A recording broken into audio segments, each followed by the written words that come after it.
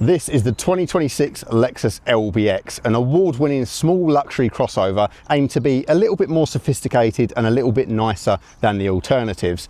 Now this effectively underneath is a Toyota Yaris Cross, just in some fancy clothing. It's got nicer, better build quality interior and also better exterior styling in my opinion. But is it worth the premium? And also, is it worth paying more for something like this versus a car with a little bit more driving dynamics such as a Ford Puma, or something a little bit larger and a little bit cheaper potentially? Well, I guess it depends what you're looking for, but I'm here to find out today. So I'm going to take you on a full tour of this car, get it out on the road and see what you think. So let's talk a little bit then about specs and pricing of the LBX. It starts here in the UK at around £30,000, which is quite reasonable for the level of trim that it has, and all of them have the same powertrain, so that's nice and easy. It's the fantastically efficient and smooth 1.5 litre full hybrid system from Toyota. It's a 3-cylinder petrol hybrid engine which is quote unquote self-charging, around 135 horsepower, front wheel drive, 0 to 60 in around 9.2 seconds, and tops out about 106 mile an hour. But the fuel economy on paper is around 60 mpg, and I've been getting that quite easily, and it also can do just electric around town at very low speed as well. Super smooth to drive, super quiet unless you put it under load, and yeah, just a really nice refined power plant for this sort of car. But it is effectively just a premium version of the Yaris Cross that shares the same engine, and you can also get it across some of the other Toyota group cars as well. Trims is where it gets a little bit trickier because there are currently 6 to choose from, which is a little bit much, isn't it? I think they should really trim it down a little bit. But the entry-level urban car is pretty well spec'd to standard anyway. You get 17-inch alloys, LED headlights, a 9.8-inch infotainment screen with Apple CarPlay and Android Auto, which are wireless, dual zone climate control, and also front and rear parking sensors with a rear cam. So that's actually quite loaded versus the rival cars at that price plan. So, you know, actually it's not too bad. Step it up to around £33,500. There is the premium upgrade that has heated seats, synthetic leather, blind spot monitors, wireless charging and ambient lighting, which is more of a premium car feel. And then a £35,500 premium plus is the biggest upgrade step in terms of tech. So you get the digital driver display, head-up display, power tailgate, and also smart entry as well. There's then the premium plus design model, the Takumi model, which is the flagship one, which has proper leather, Mark Levinson premium audio, which is fantastic, 360 cam, electric seats, advanced safety pack and all that kind of thing. The one that I have here is a kind of limited edition car which is called the Vibrant, and this is kind of a middle range one, so it's not got those extra features of the Takumi trim. It's quite a big jump, isn't it, from 30 to 40 in this segment. Like for this size of car you could get a lot bigger cars for a lot cheaper, so you really have to want something of this size with a luxury feel to it to go for that sort of trim. The best overall I would say is probably mid-spec, so premium plus, so you get all the key tech, feels pretty complete but avoids the expensive luxury jump. That being said though, once you get to the sort of 40 grand mark, we start crossing over to territory of like the Volvo EX30, and you're paying for refinement, not performance here. Also, the Audi Q2 is a good contender. It's not going to feel anywhere near as plush as this, but it's going to probably be a bit more dynamic to drive and feel a little bit more modern. But anyway, let's take a little look around the LBX. I think this is a handsome car. I think this looks good. I think it looks a lot better than the Yaris Cross. So if we head round the front, you can see we've got the daytime running lights, which kind of head into the front grille, which is pretty cool. The radar is built into this kind of diamond pattern here, so it's kind of out the way, not very intrusive. And then we've got these kind of fake scoop areas in the corners, and you can see you've got the LED lights built in there, which is pretty cool. Overall, the shape and the design I think is quite nice. It's got that kind of premium car feel to it, I think, just because of the kind of the gloss touches here and there. There's quite a friendly front end design as well, not too sharp and aggressive. I really like the wheels I've got on this one. They're like a matte black. I think they suit it, but also they've got a nice chunky tyre on as well. They've got 55s, which means that the ride isn't impacted too badly. There's also a bit of a rugged edge to it as well, with these kind of plastic trims around the bottom of the doors. And as we look at the side profile, you can see it's kind of got that typical crossover stance where it's like a little bit jacked up compared to a normal hatchback, but also not too high off the ground, so you've still got a bit of a sportier dynamic, and also fairly short wheelbase, so easy to park and manoeuvre and that kind of thing. As we head around the back, what I do like is the rear light bar. Unfortunately though, the indicators are halogen, which I think doesn't look very premium at all, but the light bar is nice and I think really sets off the back nicely. And also it's quite a wide and aggressive rear stance. It looks a lot like their larger SUVs, like the NX and that kind of thing. So that is something that's worth considering. I also think that those larger SUVs sometimes could present better value on the used market, so it's worth looking out for them. So you've got these kind of side scoops on the back bumper, not functional, but pretty cool. The exhaust is hidden button under there, and yeah, I think it's quite a nice design. It's quite friendly, but also a bit rugged, a bit sporty. These kind of, the way the back is wider than the front, this makes it a little bit harder to park, I would say, if you're not used to it, because you see how that flares in really dramatically there. Like, it's a lot wider at the back, which I do think helps make it a more aggressive stance, and also it helps the cargo area's width at the back. But if you're looking in the reverse cam, it can be a little bit deceiving, or in the mirror, it just makes it a little bit more difficult. But that's a really small nitpick. Overall, I think the design is good. I like this bi-tone as well. This is finished in a nice metallic red, which really does pop in the sun. This light isn't doing it much justice, but it is a nice looking car. I think it looks premium from the outside for sure. And this one is finished with a nice vibrant interior as well, which I think also adds to it. If you just go for like the dark grey and bland and all that kind of thing, I don't think it really sets it off that much. But overall, I like the styling of this car. I think it definitely warrants a little bit of a premium over the Yaris Cross, which looks a little bit more utilitarian and not very pretty, whereas this looks kind of a little bit more pretty in my opinion. So heading inside the LBX, this is actually a fake door handle. It's actually just a sensor and button behind here. And you've got a touch sensor there for the keyless entry. Once you put your hand in here, it will unlock automatically, and there's a button to electronically open the door. And it doesn't actually move the handle itself. So there is a portion under there for emergency key, but yeah, it's just an electronic release, and it feels quite premium, which is always nice. And the materials in here generally are quite good. So for example, you've got some kind of, it looks kind of like plastic, but actually this is like a sort of pleather material, but it's quite solid and hard wearing, nothing too fancy. So in this Vibrant edition, we do have all of this kind of sort of maroon, sort of plum accents, if you like. So we've got that running all the way up here, this kind of purple stitching. You've also got some highlights down here, and then a padded area for the elbows here with some stitching as well. So you've got your standard Lexus switchgear here as well with the automatic fold, and then your window switches. And then your door release is a little bit odd. So again, and it's an electronic button, it's in a slightly awkward place. So you just press it in to release. So a bit like in a Tesla or something, but there is also a manual override if you pull it out. So you have to pull it twice and then it will come out. But yeah, it's a little bit odd, like the placement of it, I find it's quite awkward to grab and hold, but it does mean that you just kind of press it to squeeze and then push the door open. Down here we've got a small area for bottles. As you can see, I can't really fit my standard size bottle in there either, so it would only be kind of good for small plastic bottles and things like that. It's not a very big space considering the size of the door, but most of the sill is covered, so it's not going to be too much of a faff.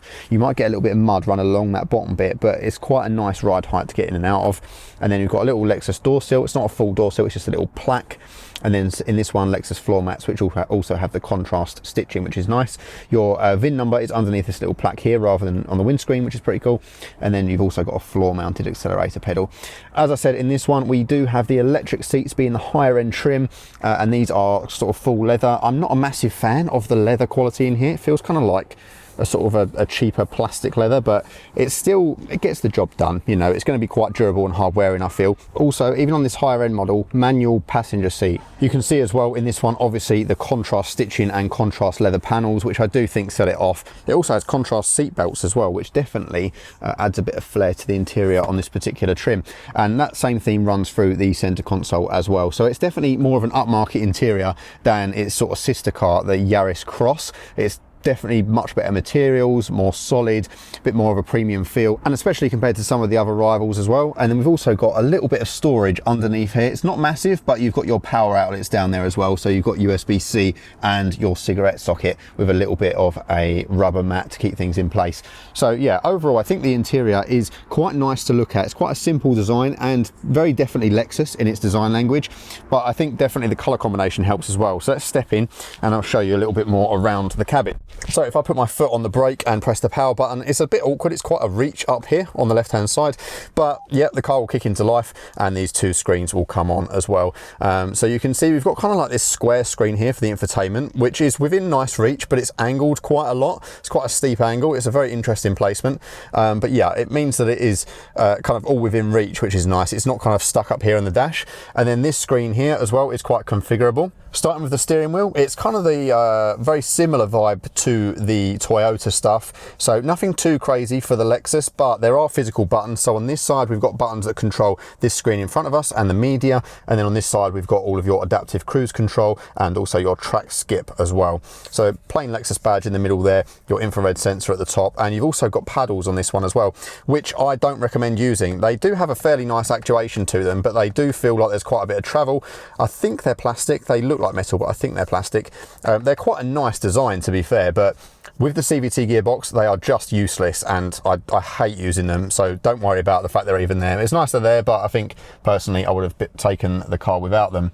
You've got basic controls down here for your memory for your seats, also like the fuel flap and that kind of thing, the boot release, and again the stitching continues onto the dash here, which is nice, and a nice little vent here with the Nano X symbol meaning the filtration that's on here. But these screens are quite good, they're quite nice clarity, they do everything they need to do.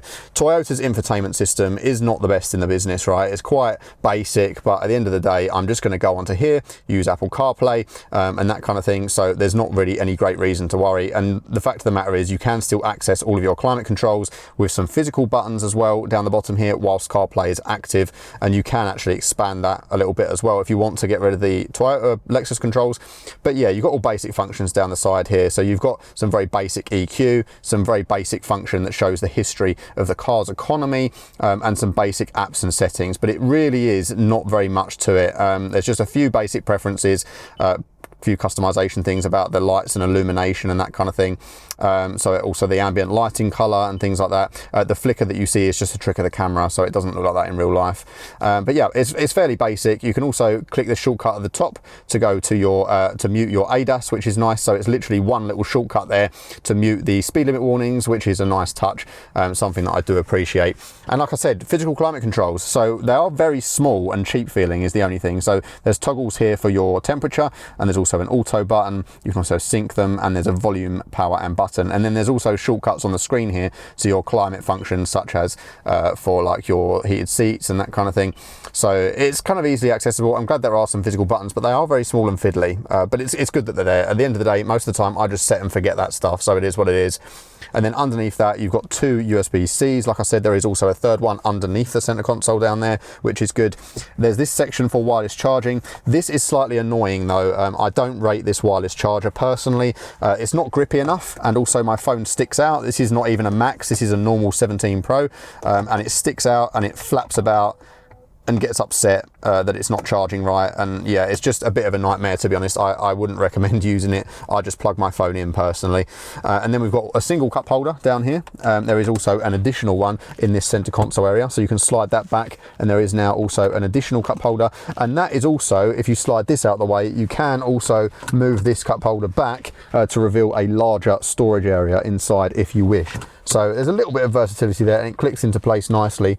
But yeah, it's not the best kind of method. This is kind of in the way if you have, for example, if I put my bottle in here, I know this is a bit of an extreme example, but it is kind of in the way of some of these controls up here, which is a little bit annoying. But yeah, it's just one of those things. I guess they were just having to make use of the space that they had. But it's nice that there is an adjustable armrest here. Obviously that's good for resting your elbow on when you're driving along. And then down here we've got just the standard Toyota shifter. You'll be familiar with this from all of the other hybrid stuff. So across and up for reverse, which reveals the reverse camera, which is quite good clarity, to be fair. You can also make it wider, but it does distort heavily around the edges. So it's good quality, but it's only really going to show the back line of the car, so you can't really see the edges of the car properly. So if you're looking to like see if your corner is going to hit a post or something, you still need to rely on the mirrors. And there is no top-down cam, unfortunately, which is a shame because Toyota's one is very good. So back down here you can go down into drive, also down into sport mode, or just press park, which will also automatically engage the parking brake, which is here. And then you've also got traction off, eco mode, which will put it into its kind of more economical setting and use the EV more, and then EV mode. So if the battery is charged enough and you're at low enough speed, the car can go into full EV mode, which will be listed on the dashboard just there in the corner.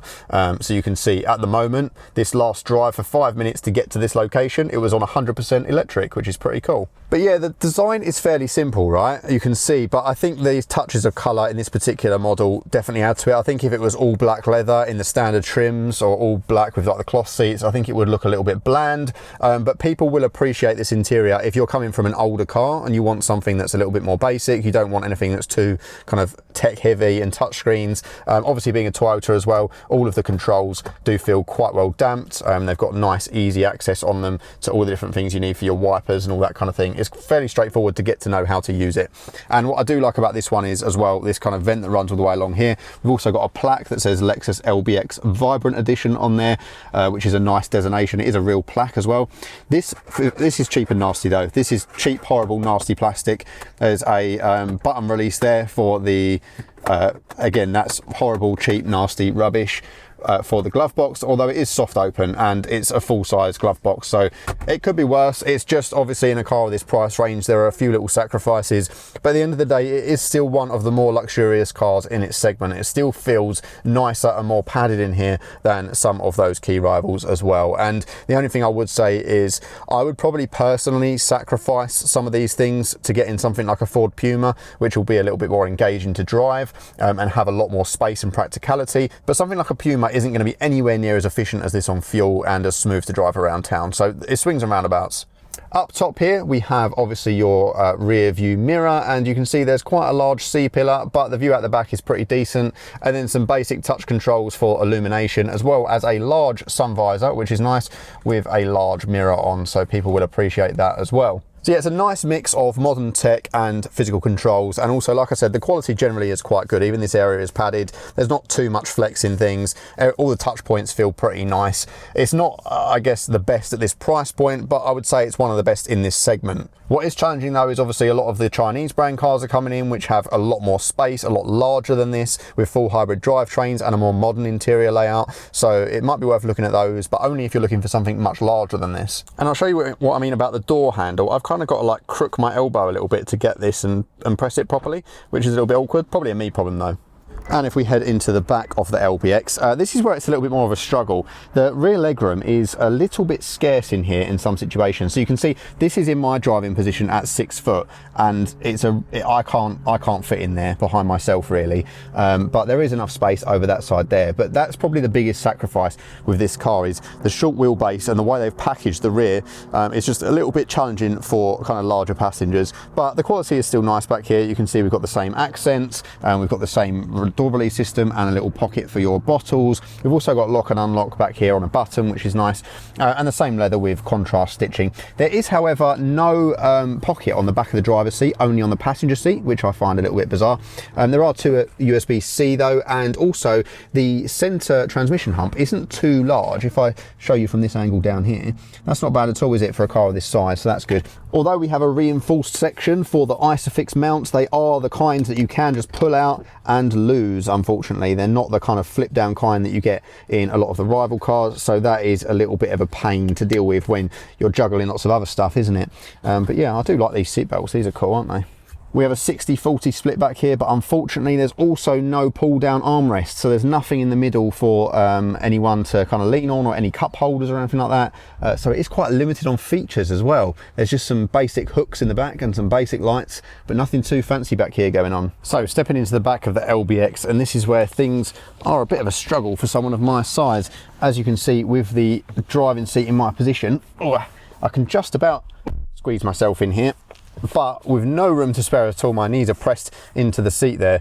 Although the seat is quite comfortable, which is good, and I've got a little bit of thigh support, so the seat kind of angle is quite decent.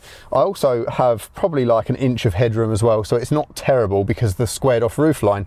But yeah, it's just this lack of kind of space in the back here. Cars like the Volkswagen T-Roc that have launched recently have really worked wonders in just adding that extra little bit of space in the back, and something like a Ford Puma or an Audi Q2 is going to be better as well. So yeah, it's a bit of a tricky one really. If you're going to carry a lot of adult passengers, it's just not going to be too practical. Let's see if I can get into the middle here. In the middle isn't dreadful. Obviously you're going to have to straddle the middle, even though it's quite a small transmission hump, but it's definitely not the worst I've ever tried. Over this side, however, if you're a little bit smaller than me, then actually this isn't too bad. I can stretch my legs out and things are fairly okay. But yeah, there's just not a lot of space back here, and it's a bit of a shame because Yeah, I just think if it was just ever so slightly longer, it wouldn't really sacrifice on the manoeuvrability that much, but it would just make things so much better back here. So we've got electric tailgate on this one as well, which is a nice touch, but we are greeted with a space that is a little bit smaller and more impractical than some rivals, but for many it will be absolutely fine. It's got quite an easy system for the kind of the load cover here as well. It's just literally on a string, and then you just give it a harsh tap and then out it comes, and it does kind of fold away quite neatly as well, so it'll be quite easy to stow in the car, and you can put it underneath as well if you want to. So it's actually quite a lightweight and easy practical load cover, unlike some of the rivals, so that is a big plus for the Lexus. But as you can see, it does provide quite a large opening as well, which is quite practical, but there's just not the extra features that you might find in something like a Ford Puma, which has a deep well and that kind of thing. So with that removed, you can see it is actually a nice tall place to get things in, which is good. And there are also spaces in the sort of wells of the corners of the car, so you can get wide items in the back as well. There is a big load lip, obviously, because they want to maximise on space back here. And it's kind of shallow as well in terms of the depth. So you'd have to put the seats down if you really want to access all that practicality. And of course, no loads pass through either. But the middle seat belt is mounted on here, which is nice. It's a bit of a space saver, and there is power back here as well, so there's a little power socket just over this side and a few tie hooks, so it's not completely devoid of features. It's just that if you look at something like a Ford Puma has a massive well under here, which is really practical. In this, you have this false floor which just has a few basics underneath it, so there's not that same kind of big practical area. And there's also some other cars as well in this price range that are just going to be better for this. And of course, if you're looking at a slightly larger car physically, you're going to be able to get a much larger cargo area as well. But in this class, I wouldn't say this is a terrible space. It does get a lot of stick online, the LBX, for having a fairly impractical cargo area, but I actually think that this is sufficient for most people. It's just a little bit more inconvenient than some of those key rivals. If I put these seats down, they are fairly easy to do so. The one downside you're going to experience though is, as you can see from this carpeted area, it is a big lip to get over. It doesn't fold flat, so you're going to have a large area to kind of navigate if you're putting long items in there, which again, fairly impractical, right, if you're trying to load something. However, these seat belts hopefully don't snag when I put this up. All good, so that means that it is easy to do that one-handed. That's bonus points. So yeah, the maximum this can have is like just over 400 litres of space, whereas a full Puma is like 450. A Skoda Kamiq is going to be really on the higher end of things as well. If you're looking at a car that's a little bit bigger, that's going to have much more practical cargo area. But overall, you know, you can make the best of this. You can get suitcases in sort of height-wise and that kind of thing. So for most people who are just pottering around town, this is probably going to be fine. So yeah, I think it is a bit of a mixed bag. I don't think it's an ideal family car really, because it is just quite small, but for just sort of one or two people, it's probably going to be an ideal little car to nip around in the city, and the extra luxury features make it just one of the nicer cars in this particular class. Let's jump in and take it on the road, because I think that's where the Lexus really excels. Right, let's get the car in drive, and I'm just going to floor it away from the lights here. Traction control actually does a really good job.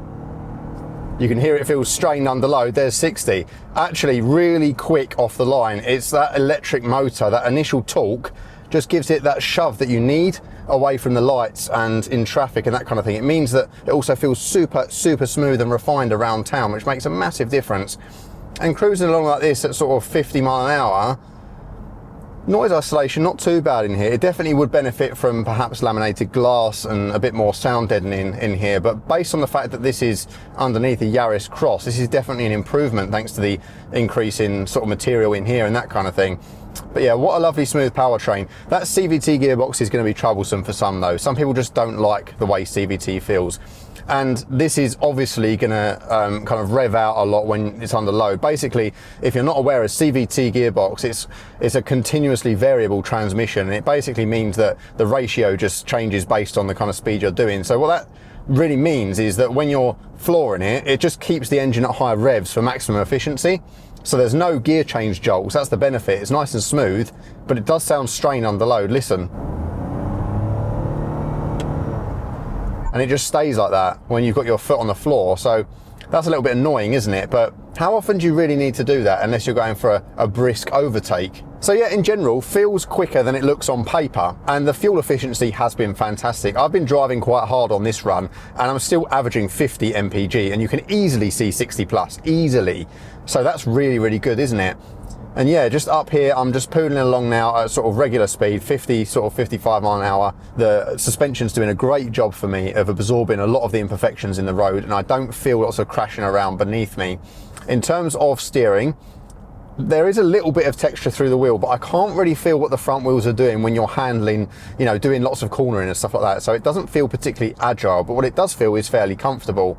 This increase in ride height versus an all hatchback, obviously beneficial for that as well. Plus the fact that even with the kind of sportier wheels, this has quite chunky tyres on. That's something that a lot of brands don't really get right. They've managed to pull off the look here, but also make it fairly practical because it's going to be a bit cheaper to replace those tyres, I would have thought. And also, they're just a bit more comfortable too. Interestingly, the adaptive cruise works pretty well. You can turn it off, but even in its off setting, if you've got the other driver assist features on, it'll regen brake for you a little bit more harshly when there's something in front of you. So it kind of uses the radar to help with recharging the battery, and also meaning that you have to press the brake less. Driving position's all right. I can get my elbows comfortable here, which is nice for a cruise, and visibility out is pretty good. And I like the fact that these windows are slightly tinted as well. They've got like a yellow hue to them, as have the mirrors. So it makes everything a little bit less reflective, which is nice.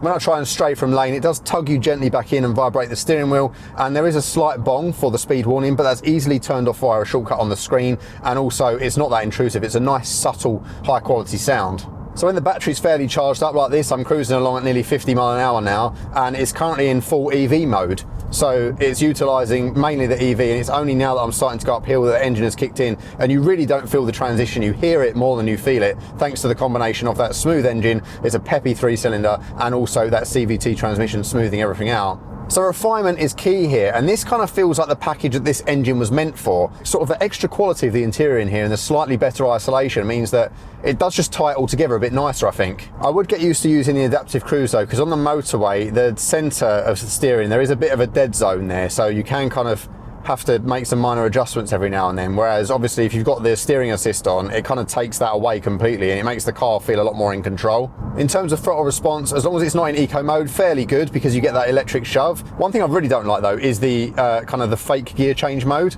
Even electric cars do this better because they can really simulate the change in torque response, whereas in this, if I put it into like the sport mode and then I pretend to change gears on the paddles, the revs will go up. If I floor it now, it's at 5,000 RPM, press up. The gears apparently went up twice, but the revs stayed the same because that's what the gearbox needs to do to maintain the power. So they've not really made it simulate gears at all. I think it's absolutely useless and a waste of implementation and a waste of money. I don't know why they've done it. It really doesn't work. And it's a Lexus. Why do you want to be driving it like that anyway? It just doesn't make any sense, does it really? Well, let's see how the front wheel drive fares around here. You can see I'm having to lean over quite a bit. There's not really any dramatic body roll though. It's not too bad. It does grip pretty well, and the front wheel drive actually puts the power down really well. Even with the electric motor going, it doesn't really do lots of wheel hop and wheel spin and stuff like that. The traction control system works well, and the balance of the car is good enough that you don't ever feel like it's skittish, which is nice. So there's no crazy body roll, but it does feel plush and comfortable enough for your day-to-day driving. It's no limo experience. It's obviously not as nice as the higher end Lexus stuff, but for this class of car, it is really good. And obviously, this is what we've got to consider, is that this is the luxury end of the small crossover segment. We're not talking about the luxury cars that are larger. Right, let's chuck it in here. I'm going to floor it around this corner. Actually, kind of darts the nose in more than you might expect. Actually, I was expecting it to start understeering there, but the nose came round pretty well.